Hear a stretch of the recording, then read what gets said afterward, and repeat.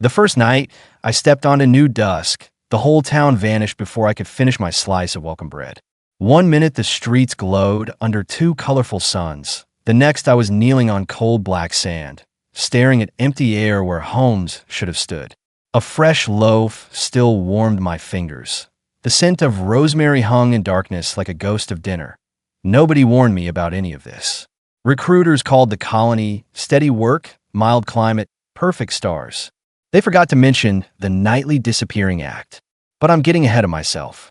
Let me tell you everything, moment by moment, so you'll feel the same chill I felt when reality blinked and left me holding crumb-covered proof it used to be there. The shuttle down from orbit was quieter than a city elevator. Cabin lights glowed peach. Safety screens showed the local time, 1742. Both suns hovered low, melting gold into pink over a plain of dark sand. The NAV officer pointed out a neat cluster of domes shining like marbles. That was New Dusk. 300 people, one fusion stack, lots of hydro grain, and exactly zero known dangers. On paper. Landing thrusters flared, settling us on a pad lined with solar tiles. Hatch hissed open. Dry air rushed in smelling of clove and mineral dust. A baker with flour on her sleeves pressed warm bread into my hands. "Eat before it cools," she said. Kids zipped by chasing a drone shaped like a paper crane, laughing so hard they hiccuped. A broad-shouldered man introduced himself as Pierce, maintenance lead. He slapped my back and pointed to a paint-scabbed shed. "Office is there, bedroll inside. Easiest gig you'll ever take." The horizon swallowed the larger sun first. Then the smaller pink companion began to dip. Shadows stretched from every door. People hustled indoors. Shutters clicked. Street lamps flicked on. I assumed a sandstorm warning. Pierce grabbed my sleeve, knuckles white. "Shelter now," he whispered. "No questions." Something in his tone twisted my gut, but curiosity rooted me where I stood that a hush rolled over town. Light bulbs fizzed out in twitchy bursts. The fusion stack's hum cut mid-note. I blinked, and the loaf almost slipped from my grip because the bakery behind me was gone. So was Pierce, the kids, every dome, every path. I spun, heart pounding. Black sand stretched in wind-rippled waves. Stars sharpened overhead, fierce and violet. My wrist lamp blinked to life on survival mode. The beam showed nothing but grit and low hills, training overrode fear. I dropped my pack, dug out a beacon spike, and jammed it into the ground. Its tiny red LED blinked, marked. At least I'd know where the town had been. I climbed a nearby rise to get bearings. The whole plateau looked like dried ink. I called ops on my radio, static. Hailed the shuttle, silence. The fuse between panic and purpose sizzled. I had to understand this or die trying. Cold hours ticked by. I paced, took notes, recorded audio. Wind hissed. Once, distant sand curled upward as if something huge breathed beneath it, but nothing emerged. When faint silver teased the far rim, my pulse leapt. Dawn spread like watercolor, and in a single pop of light, New Dusk reappeared. Houses, gardens, street banners waving in soft breeze, exactly where I'd left them. Doors opened. Folks strolled out, stretching arms, mugs steaming. Pierce spotted me, jogged over, asked how I slept. I told him the whole settlement had vanished. He laughed, slapping mud from his boots. "Yeah, it does that. You get used to it." Then he walked off whistling. No one else seemed scared or even surprised. If shock had a smell, I reeked of it. While the colony rebooted daily life, I launched Project Night Shift on my slate. First step, gather proof. Soil scans read normal. Radiation, normal. I climbed the comm tower and stuck motion cams at four corners. Each cam had its own battery and time counter. No chance the grid could wipe them out. Around noon, I tested local clocks. Every wall unit blinked 12 o'clock at sunrise. People manually reset them for schedules, only to lose the numbers again next morning. Photos suffered worse. Pics snapped with personal lenses held for a few hours, then faded into blank gray. Nobody cared. "Memories are in here," one farmer said, tapping his temple. But even he couldn't recall his daughter's last birthday. Curiosity hooked its claws deeper when I found that logistic requests placed afternoon were forgotten by diner time. Plans never carried overnight. The colony's entire future lasted exactly until sundown, then wiped, then rewrote itself from scratch. Who, or what, was pressing reset? I get my answer second night. I sat cross-legged on the tower roof, cameras humming, audio on widespread. Dust painted everything copper. The larger sun winked below the dunes. The pink twin followed. A silver mist drifted in, thin as breath but bright enough to turn shadows blue. People froze in mid-motion.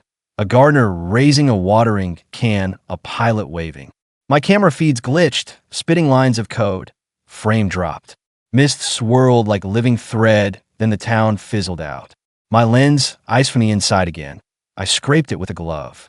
Beyond the emptiness, a faint blue glow pulsed on the horizon. Something nude. I should have waited for sunrise. Instead, I stomped into the dark, crunching sand under boots. Every few steps, static snapped on my jacket. The glow brightened, a soft halo hugging a low rise. I crested the slope and stopped dead that a child sat there, cross-legged, small, and alone in desert night. Skin pale green, eyes wide and silver like moonlit ponds.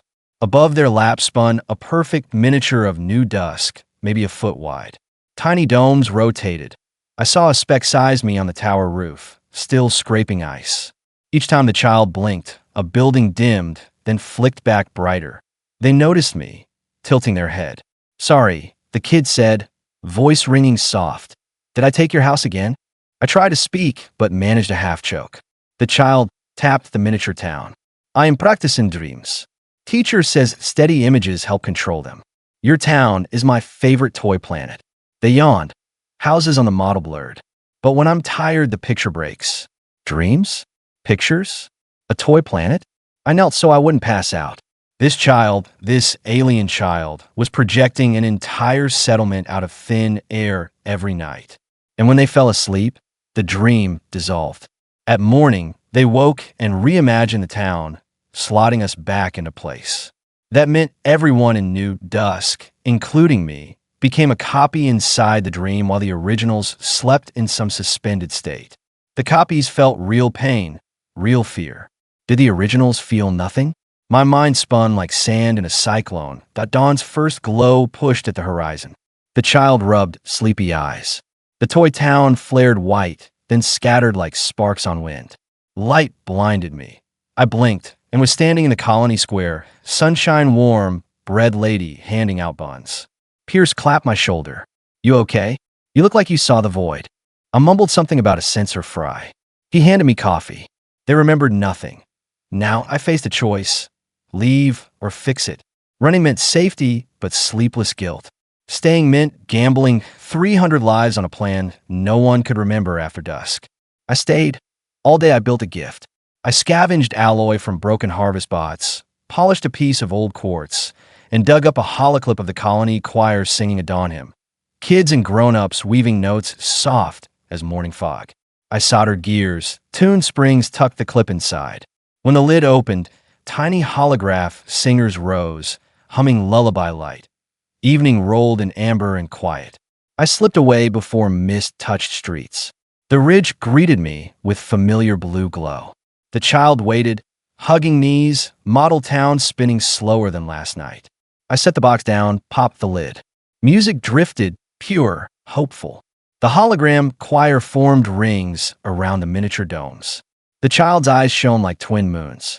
"Pretty," they whispered. I spoke gently, telling them the town felt pain when it vanished.